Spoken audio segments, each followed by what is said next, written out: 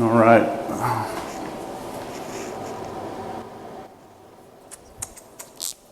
Number 19. We have y equals 1 over x.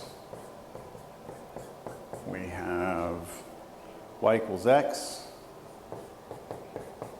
We have y equals 1/4 x. And x is greater than 0. All right, so first of all, x is greater than 0 down there. It means we're just looking to the right of the y-axis. So keep that in mind. Y equals, let's start with the easiest one here. Y equals x. That's this diagonal.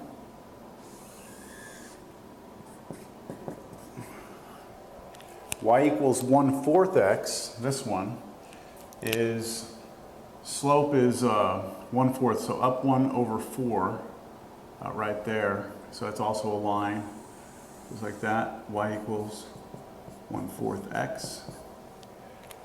And then y equals 1 over x, right here. If we graph that at 1, we are at 1, say about right there. And then it goes up like this, it dives down like this. All right, so if we look at those three graphs, then the region we're talking about is right in here. So let me blow this up a little bit, make this look a little bit bigger, because I think that's too small to look at. So here's one, here's one. I know that my green line goes through there. Y equals x. I know that my, I didn't use blue, I'll use blue for the 1 over x goes like this. And then it comes down like this. And then the red line went up 1 over 4, which is over here, so it goes something like this. All right. Let me check and see what this text message is.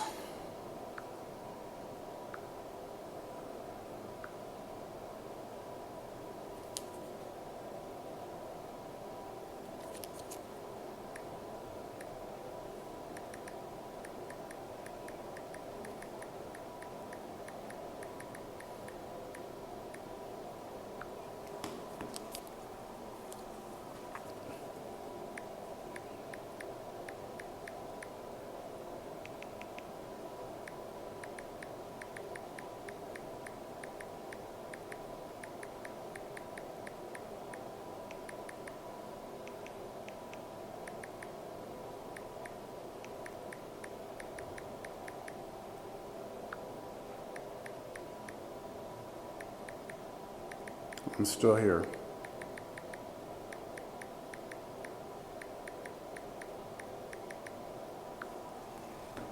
All right, so the region is in here. Now this is an interesting region. We haven't seen anything like this. If we try and do vertical rectangles, then everything's good here. We have the green function on top, red function on the bottom. Over here though, if we slide that rectangle to this side, we're actually going to have a different function on top, the red one's still on the bottom. So that means that we would have to split this into two separate integrals. This one would have the green one on top, red on bottom. This one would be blue on top, red on bottom. If we try and go and say, all right, well, we'll do horizontal rectangles instead, things aren't going to get any better. Because with the horizontal rectangle, if we go this way, the red one will be on the right, the green one will be on the left, but when we get up here, that it'll be the blue one on the right and the green one on the left. So no matter what, we would have to split this up also. So because of that, and because my original curves were given as functions of x, I'm going to stick with the vertical rectangles. I'm just going to keep in mind that I'm going to have to split it up into two different integrals. So right here is where I'm going to do an area here first, and then I'm going to do this area over here separate. And so the green one, For this one right here, that rectangle, the green one is on top, that's x. The red one is on the bottom, and that's 1/4 x. Over here, when that rectangle slides, I get to this new region, it's going to be the blue one on top, which is 1/x, and the red one on the bottom, which is 1/4 x. And then you can see that we go from 0 to 1 on the first one, and then on the second one, we need to actually figure out where that is. So we got a little work to do here. It's a little more involved than the ones we've done prior to this problem. So let's now try and set some stuff up here. Let's do this first integral. Let's do this one right here. Okay, so I'm focusing my attention on that area. It's going to be the integral from 0 to 1. It's going to be the top function, which was x, minus the bottom function, which was 1/4 x, dx. Well, that's just integral 0 to 1 of 3/4 dx, which is 3/8 x squared evaluated 0 to 1. If I plug in 1, I get 3/8. If I plug in 0, I get 0. So the answer to that is 3/8. So the area of this first region is 3/8. Now let me set up this second integral. I know it's going to go from 1, but now let's find this intersection point. So I need to set the blue curve, which is 1/x, equal to the red curve, which is 1/4 x. So I'm finding that intersection right here. I set 1/x equal to the red one, which is 1/4 x. Multiply both sides by x. You get 1 equals 1/4 x squared. Multiply both sides by 4. Take the square root. And I get plus or minus 2. Which I'm only going to look at 2 because I'm over here on the right side with x greater than 0. Remember, that was given to us in the problem. So this is happening at 2. So I know what this integral goes from 1 to 2. I know it's the blue function on top of the red function. So I go, in addition to this, I have the integral from 1 to 2 of the blue function, 1/x, minus the red function, which is 1/4 x dx. And now we go ahead and plug in, or take the antiderivative. The antiderivative of 1/x is natural log x minus 1/8 x squared, evaluated 1 to 2. If I plug 2 in, I get natural log of 2 minus, let's see, 2 squared is 4, 1/8 times 4 is 1/2. Minus, now if I plug in 1, I get natural log of 1, which is 0. Plug in 1, I get minus 1/8. So this becomes natural log 2 minus 1/2 plus 1/8. So what do you get there? Natural log of 2. When we put these two together, you rewrite this one as 4/8, and then add together and you get negative 3/8. Oh, hey, check that out. I got to take this and add it with this, so those 3/8 cancel. So natural log of 2. Looks like the answer is natural log of 2. And this is number 19.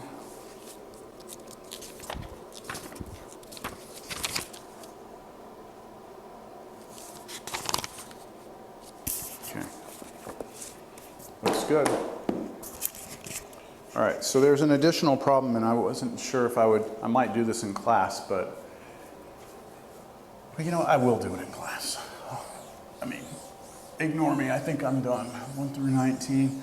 Let me take a look at my internet class homework, and let me see if they have anything in here that's interesting. Let's see.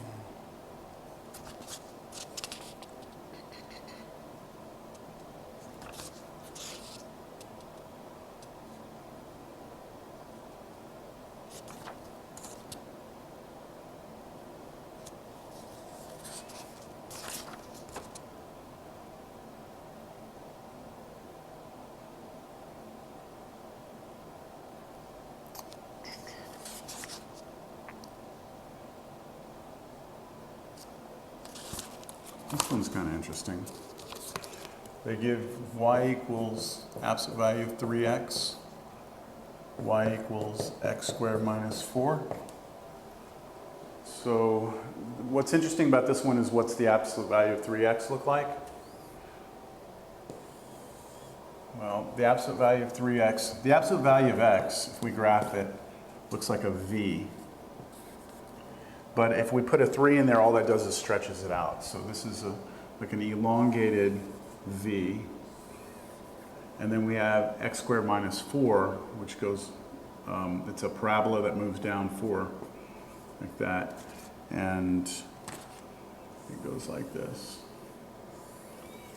And so eventually they hit each other up there, like that.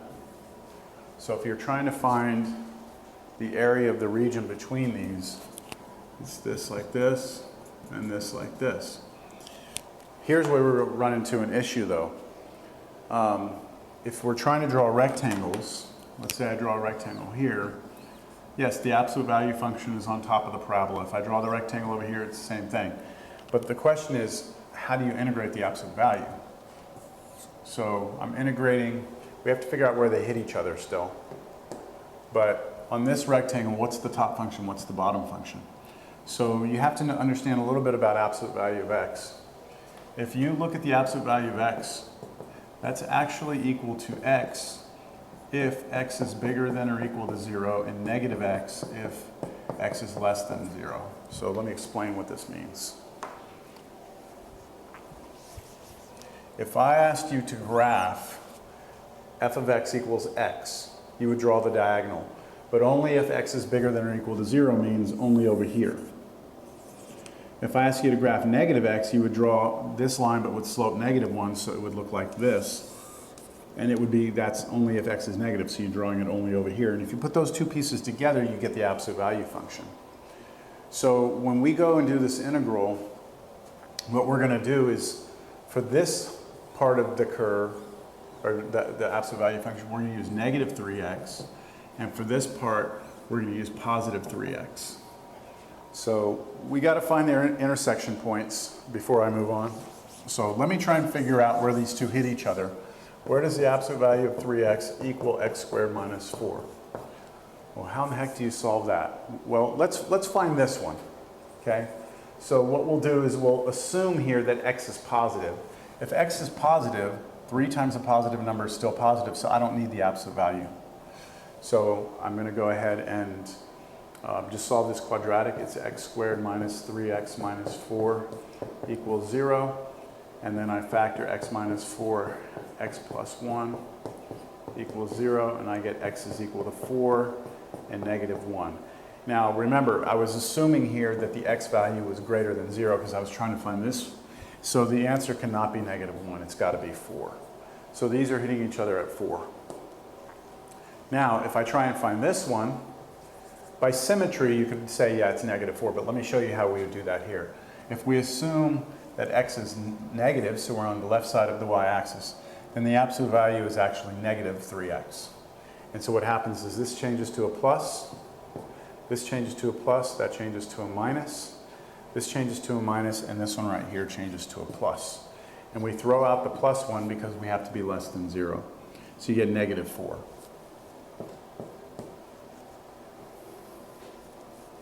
All right, so now I'm ready to set up integrals. I'm going to set 2 of them up. First integral goes from -4 to 0. It's the top function, right, which is -3x, minus the bottom function, which is the parabola, x squared minus 4 dx. Plus, now the next integral goes from 0 to 4, 0 to 4. The top function this time is 3x, and the bottom function is x squared minus 4 dx. And so you could work those out. I'm not going to work them out, but that's just trying to give you some insight into that absolute value function. Here's another one that's in my internet students' homework.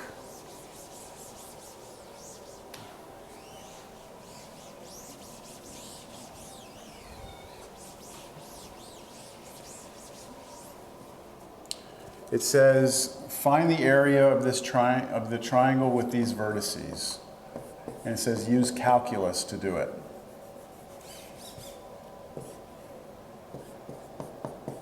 So you have a triangle, those are the vertices. So let me go ahead and graph this. One of the vertices is at 0, 0. The other one is at 6, 1. 6, up 1.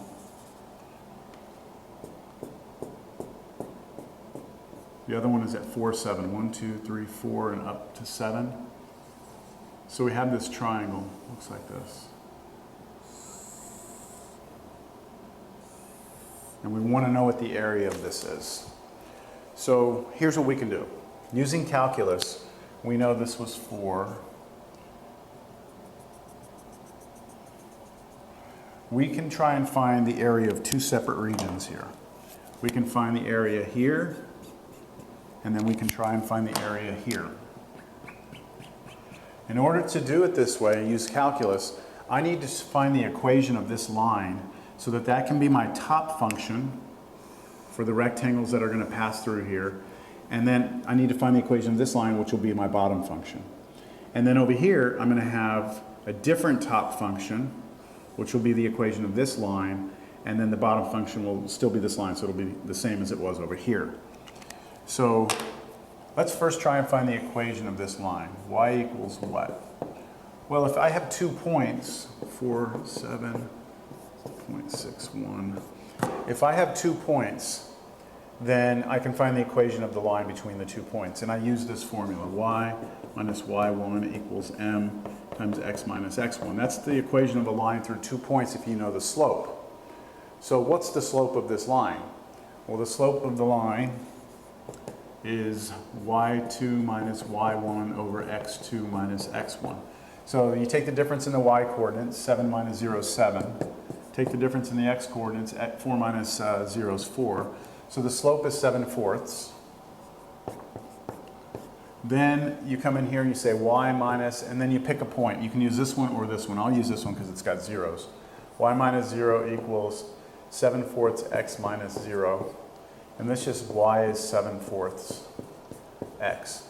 That is the equation of that line right there. So it's a function of x, 7/4 x. Now I also need the equation of this line right here. So let's try and figure out what this one is. Y equals what? So same thing, what's the slope of this line? 1 minus 0 is 1, 6 minus 0 is 6, so the slope is 1/6. Coming back to this equation, I can do y minus, now I can use either one of these points. I'm going to use the 0, 0 again, equals 1/6, then over here x minus 0. So y is 1/6 x. So that's what this line is, 1/6 x. And lastly, let's find the equation of this line, which is y equals something. So that one's going to be a little bit more challenging just because I can't use 0, 0. It's these 2 points. So let's find the difference in the y coordinates. If I take 7 and subtract 1, I get 6. So the slope is 6 over. Then I do 4 minus 6 is negative 2. So the slope of that's negative 3. So once I know the slope, I can come into this formula. And I have to use y minus, now I can do this point or this point. It doesn't matter, I'll use this one. So y minus y1 is 7 equals slope, which we found to be negative 3, then x minus 4. And so if I clean this up, negative 3x plus 12, add 7 to both sides, we should get negative 3x plus 19. So that's the equation of that one. Okay, so I know the equation of those 3 lines. And now let's see if I can set up these integrals. All right, so this first integral is going to be this green region. It'll be the integral going from 0 to 4 of the top function, which is this line, 7/4 x, minus the bottom function, which is this line, 1/6x dx. You could figure out what that is. I'm not going to go through it. Plus the area of this blue region, which is the integral from 4 to 6, and then the top function, which is negative 3x plus 19, minus the bottom function, which is this curve, which is the 1/6x dx. And then you could do all the work on that and find the numerical answer. But that would be the setup and how they want you to attack that problem. That's interesting.